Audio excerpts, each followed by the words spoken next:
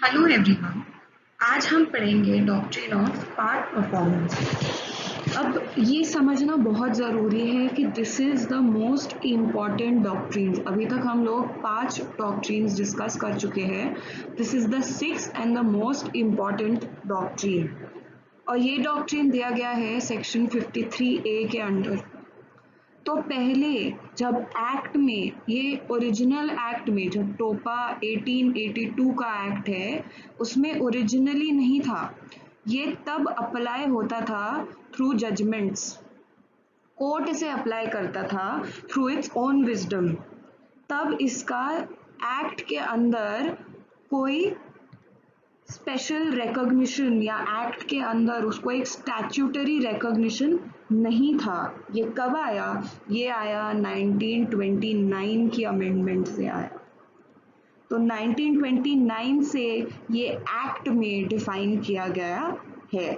तो ये हो गया थोड़ा सा इस डॉक्ट्रिन का history.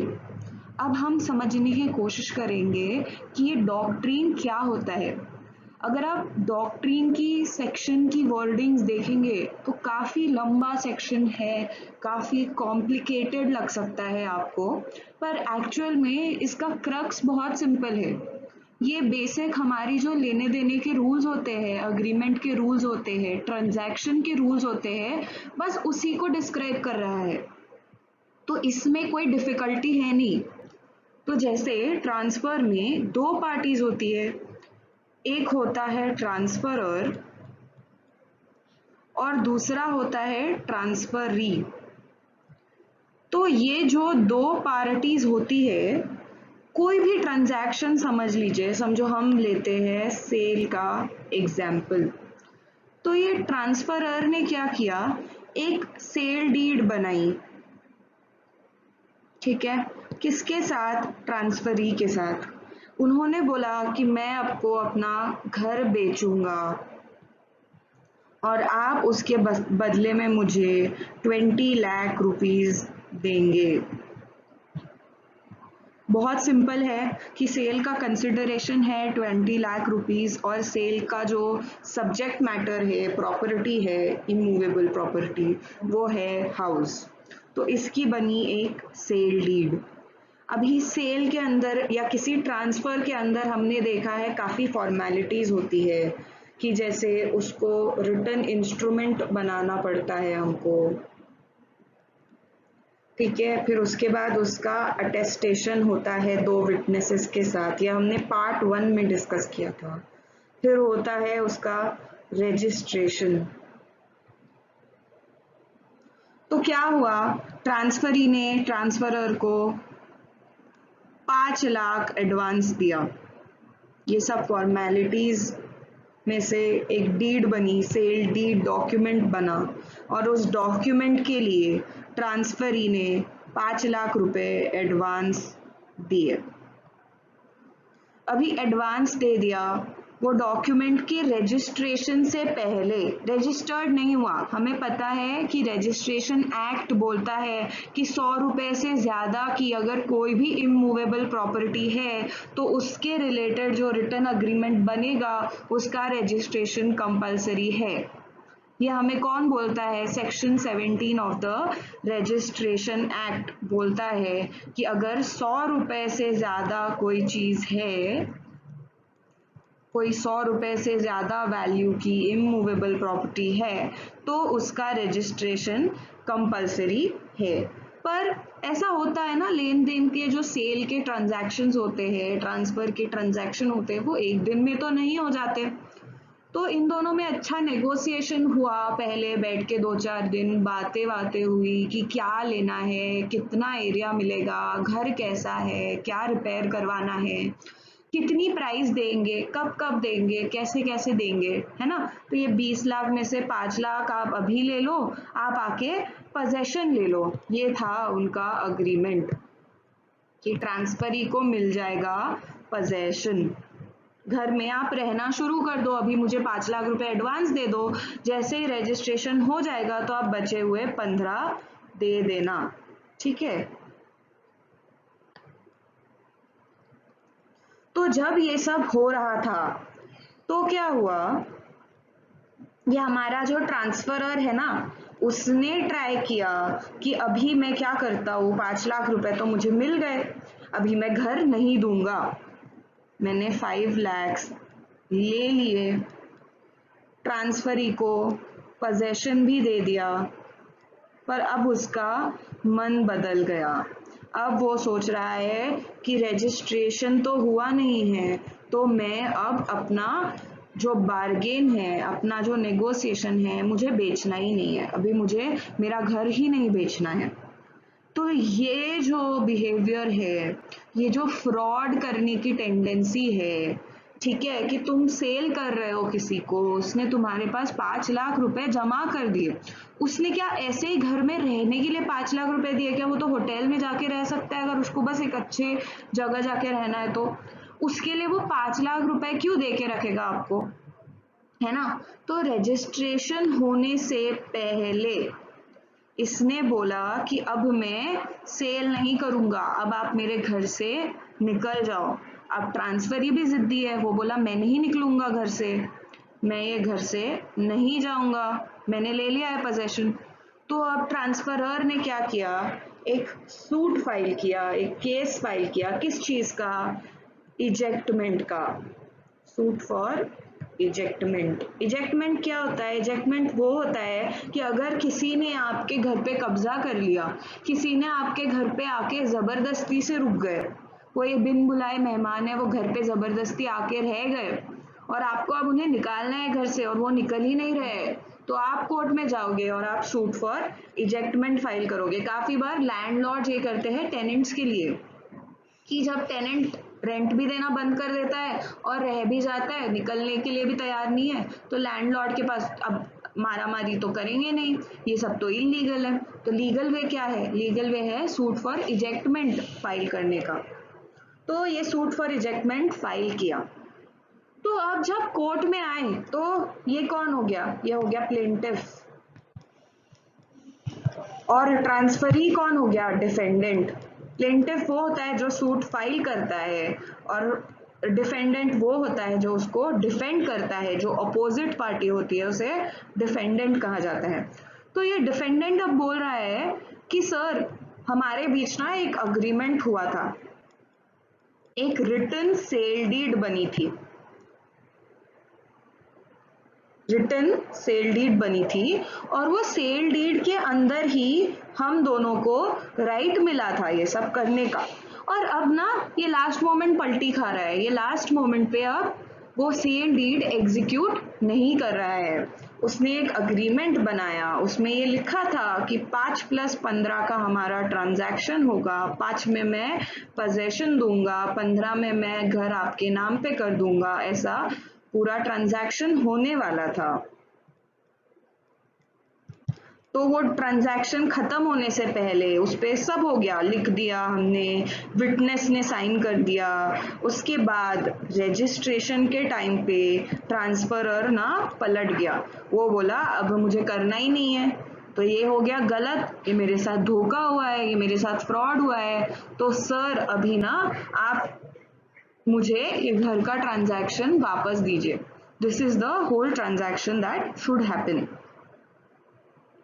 So this kind of transaction where one party, that is transfer, there are two parties in a transfer, one is transferer and the other is transferee, और जब ट्रांसफरर पलट जाता है, when transferer refuses to complete his promise of giving possession, then that transaction will be called as doctrine of part performance.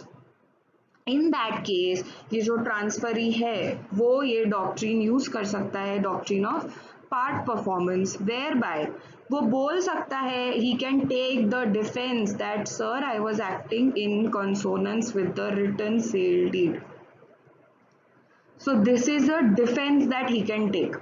अभी ये जो doctrine आया है इंग्लिश लॉ से आया है, तो इंग्लिश लॉ में तो इसको एज अ सूट भी रजिस्टर कर सकते हो आप। It is not only a defence but it can also be used as a mode of suing the other party, of filing a suit against the other party. But in India, it can only be used as a defence, मतलब आप court में नहीं जा सकते हो saying that ये agreement है registration से पहले पलट गया. In India it can only be used as a defence. So this is the main crux कि अगर आपने किसी के साथ कोई अग्रीमेंट किया और वो अग्रीमेंट पूरा होने से पहले because of some formality, because of some technicality, the transferor, only the transferer, okay, he goes back from the agreement, he says that no sir, now I don't want to do this, you get out of my property. So then in that case this doctrine can be used to maintain possession. So the important thing is that this can only be used as a to maintain possession. The transferee will not get that property. He will not get the ownership. He will only get possession. Why? Because there is still registration act तो है ना. There are other acts which you need to comply with it. So if you want to, or if you have to comply with the other acts, and if those acts also have value, then you cannot simply get ownership without fulfilling the formality of registration. And you cannot force someone to register. Register तो अपनी मर्जी से करेगा वो करना है कि नहीं करना है, पर ये डॉक्ट्रिन से आपको वो घर से रहने से निकाल नहीं पाएगा. कौन निकाल नहीं पाएगा? ट्रांसफरर निकाल नहीं पाएगा. Transferor cannot take away your possession. Possession remains with transferee. पर अगर वो ट्रांसफरी को घर अपने नाम पे करवाना है, if that transferee wants ownership, he wants a perfect title, उसको आगे जाके किसी को बेचना होगा, राइट? वो घर अपने नाम पे तो चाहिए ना. आप कितने साल दूसरों के नाम पे रहने वाले घर पे रह पाओगे? तो कभी ना कभी तो आपको घर अपने नाम पे करवाना पड़ेगा.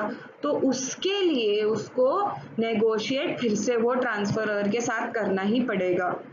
तो इसमें क्या होगा? ट्रांसफरर की ओनरशिप तो उसी के पास रहेगी. ट्रांसफरर के पास वो घर की ओनरशिप रहेगी, पर पोजेशन रहेगा क्या? नहीं. ट्रांसफरर के पास सिर्फ ओनरशिप रहेगी पर पोजेशन नहीं रहेगा. आप बोलोगे सर ओनरशिप के अंदर योर लॉर्डशिप या मैम ओनरशिप के अंदर तो पोजेशन आता ही है. तो पोजेशन इस केस में ट्रांसफरी के पास ही रहेगा और ओनर के पास नहीं रहेगा. This is an exception to the general rule. तो इतना क्लियर है कि जब तो कौन पोजेशन नहीं ले सकता है? ट्रांसफरी पोजेशन, अरे ट्रांसफरर पोजेशन नहीं ले सकता है. किससे? ट्रांसफरी से. तो ये हो गई पहली केस. पर अगर जब ये दोनों के बीच डिस्प्यूट चल रहा है, जब ट्रांसफरर और ट्रांसफरी के बीच डिस्प्यूट चल रहा है, ओनरशिप अभी भी ट्रांसफरर के पास है और पोजेशन अभी भी ट्रांसफरी के पास है, और इस पीरियड में ट्रांसफरर ने चुपके से किसी थर्ड पर्सन को ये प्रॉपर्टी बेच दी. अब ये थर्ड पर्सन को पता ही नहीं था कि ये सब लफड़ा है प्रॉपर्टी में. प्रॉपर्टी का पोजेशन तो किसी तीसरे इंसान के पास है. पहले कोई सेल डीड, क्योंकि ना ये जब रजिस्टर नहीं होता डॉक्यूमेंट तो वो पब्लिक डोमेन में ही नहीं होता. तो ट्रांसफरी जो थर्ड पर्सन है उसको ये ट्रांसफरर और ट्रांसफरी के बीच क्या नेगोशिएशन हुआ है वो कैसे समझ में आएगा? ट्रांसफरर ने घर दिखाया, थर्ड पर्सन ने बोला अरे वाह अच्छा है खरीद लेते हैं. ट्रांसफरर ने ये थर्ड पर्सन को बेच दिया. समझो ट्रांसफर और बेच दिया. So it has to be for consideration. Gift चलेगा क्या? गिफ्ट के लिए किसी के नाम पे किया तो चलेगा क्या? नहीं. पर किसी थर्ड पर्सन ने बिना इस चीज की नोटिस, विदाउट नोटिस, उसको पता ही नहीं था कि पहले कोई ट्रांजैक्शन हुआ है और पैसे देकर ये घर खरीद लिया, तो फिर ट्रांसफरी को इस थर्ड पर्सन को पोजेशन देना पड़ेगा. क्योंकि राइट पोजेशन का किसके अगेंस्ट मिला है ट्रांसफरी को? सिर्फ और सिर्फ ट्रांसफरर के against.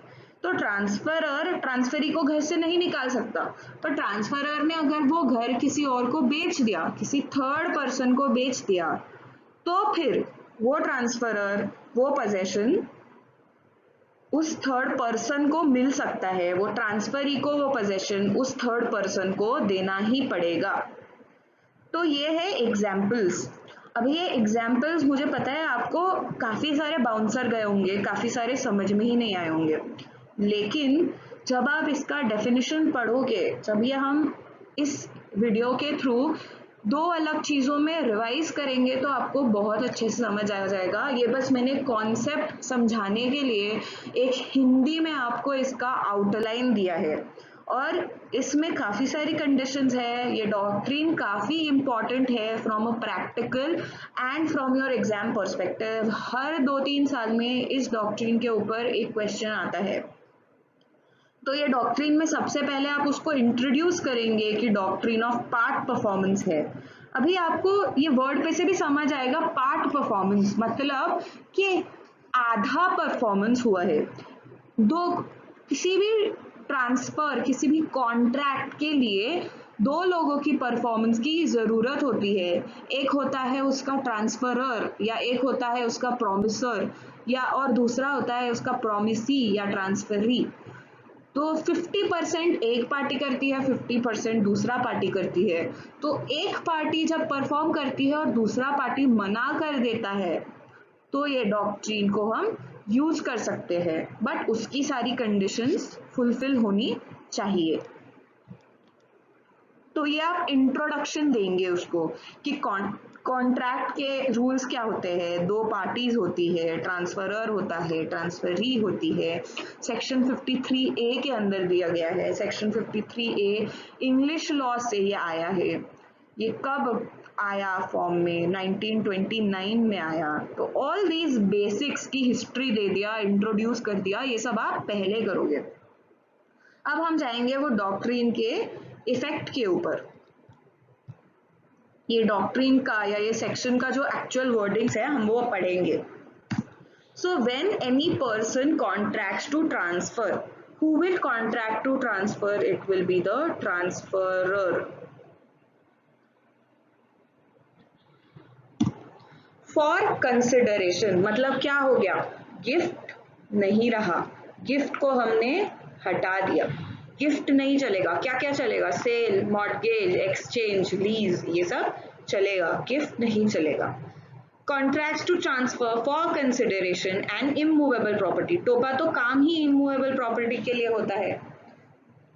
By writing, this is very important, कि ओरल अग्रीमेंट चलेंगे क्या? नहीं, ओरल अग्रीमेंट नहीं चलेंगे।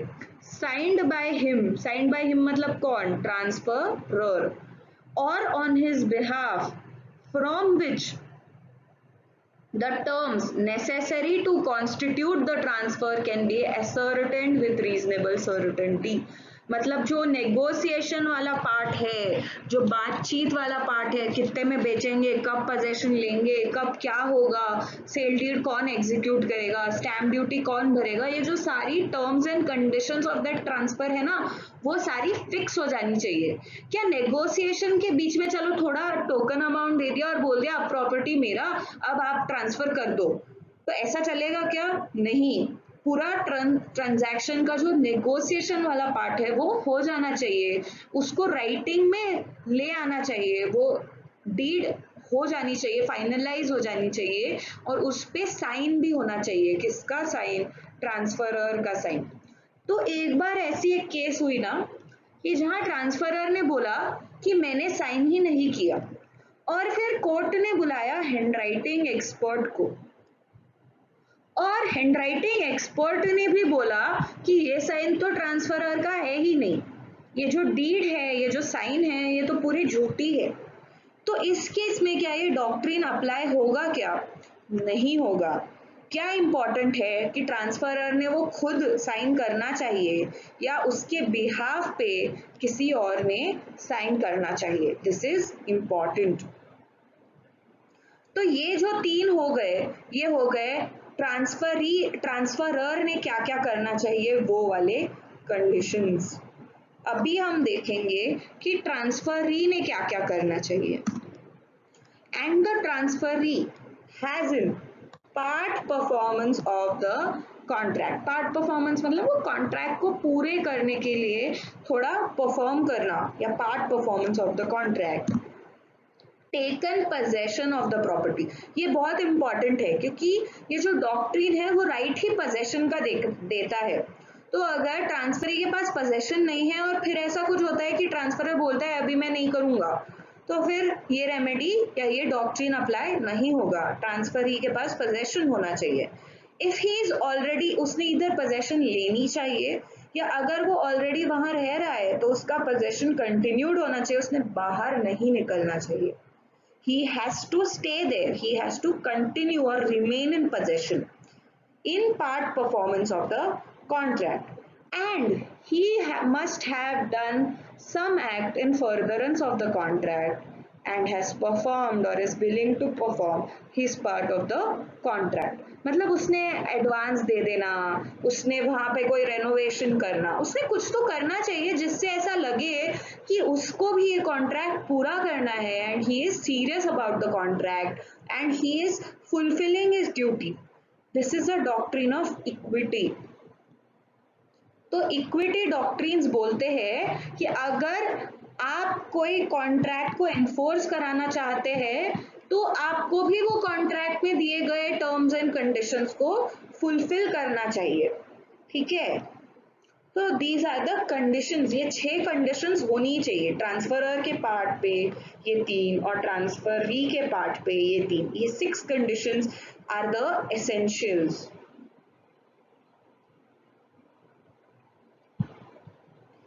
Now, what is the effect?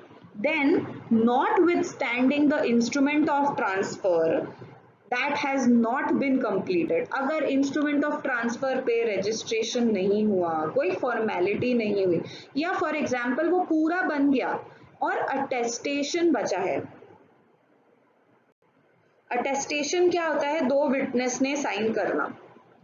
If attestation is left or if registration is left, इसमें से कोई भी छोटी सी फॉर्मेलिटी अगर रह गई तो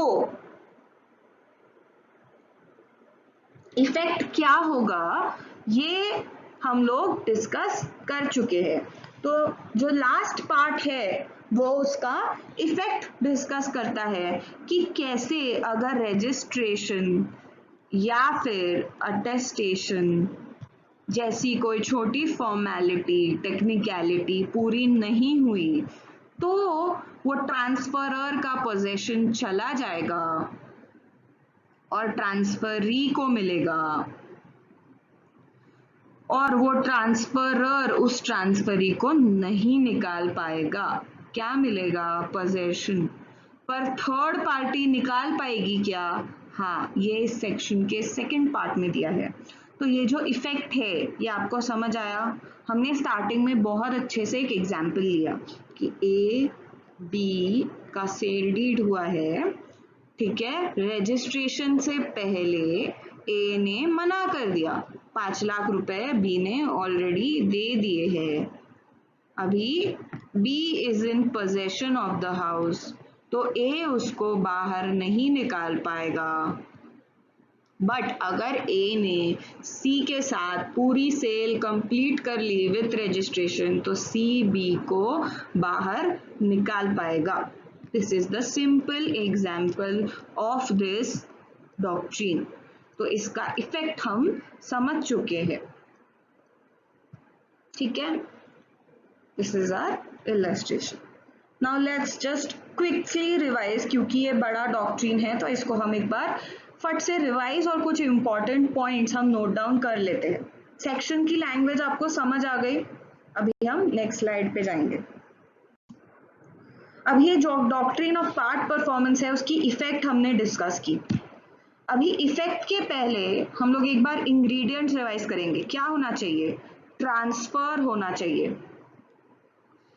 कंसिडरेशन के लिए होना चाहिए, gift not allowed, gift not acceptable, not applicable, in writing उसकी टर्म्स एंड कंडीशंस सर्टेन होनी चाहिए, साइंड बाय ट्रांसफरर और हिज एजेंट, ये हमने देखा, अगर वो ट्रांसफरर बोला मैंने तो साइन ही नहीं किया, और अंडरराइटिंग एक्सपर्ट ने भी बोला कि मैंने भी वेरीफाई किया और ट्रांसफरर का तो ये साइन नहीं है, मैच नहीं हो रहा है, तो इलाहाबाद हाईकोर्ट ने रूल किया है कि कैसे in that case this doctrine of part performance will not be acceptable. मतलब ट्रांसफरर की साइन या उसके किसी एजेंट की, ऑथोराइज्ड एजेंट की साइन होना बहुत जरूरी है। बेसिकली ये कि ट्रांसफरर की अथॉरिटी उस ट्रांसफर के लिए होना बहुत जरूरी है।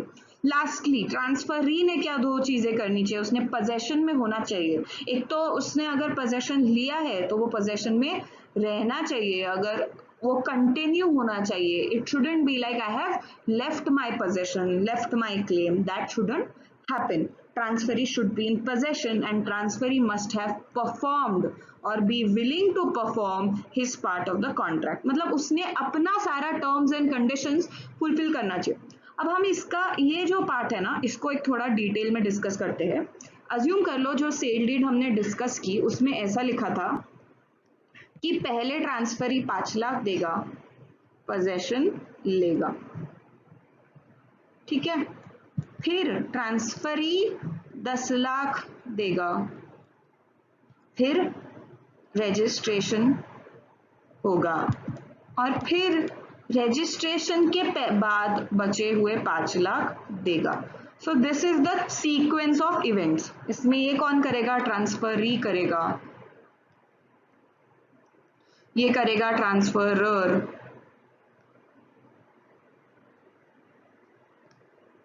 ये करेगा ट्रांसफरी, ठीक है, ये करेगा ट्रांसफरी, ये करेगा ट्रांसफरर, ये करेगा ट्रांसफरी। सो ऑल्टरनेटिवली उनका चल रहा है, ठीक है।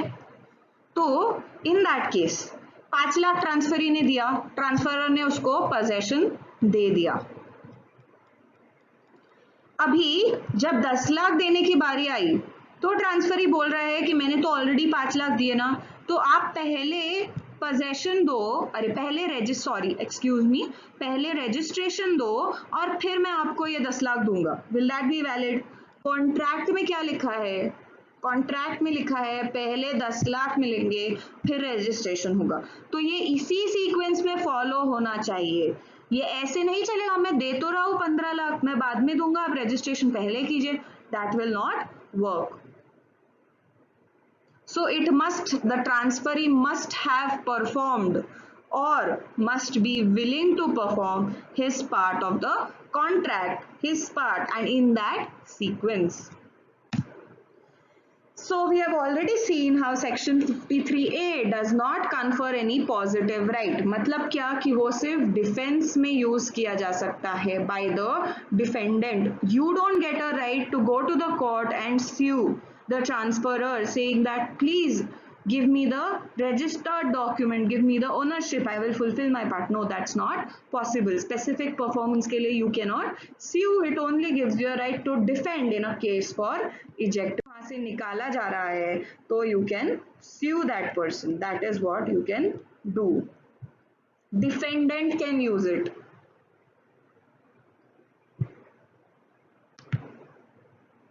It only prohibits exercise of right of ownership। ownership he prohibit कर रहा है वो, बाकी it is only giving you possession, it is not giving you anything else। okay, it prohibits your right of ownership। Transferee cannot get the ownership, we've already seen this, and he will only be able to protect his possession and not create a title। This doctrine will not affect the rights of a subsequent transferee for consideration without notice of the earlier contract and it being partly performed। So if there is a third person, we have already seen this in our first example कि किसी third person के against में this right of possession is not enforceable। The transferor cannot eject the transferee, but a third person, a subsequent transferee, मतलब A ने पहले B को बेचा, partly perform किया और फिर C को बेचा, तो A C को बाहर नहीं, A B को बाहर नहीं निकाल सकता, but C can remove B from the possession। That's it। Hello everyone, thank you so much for watching this video. I hope you have understood the concept of the doctrine of part performance in depth, in detail, and I will always ensure कि आप लोगों को सिर्फ एक exam perspective से चीज़ें रटना ना पड़े और आप उन्हें समझ जाए, ताकि कोई अगर आपके पास फ्यूचर में ऐसे ट्रांजैक्शंस को लेके एडवाइस लेने आए तो you will be able to clearly give that advice. आप लोग एक अंडरस्टैंडिंग के साथ उन्हें भी ये चीज़ें समझा पाओगे। Thank you and keep watching. We have come to the end of our doctrines on transfer of property. Thank you so much.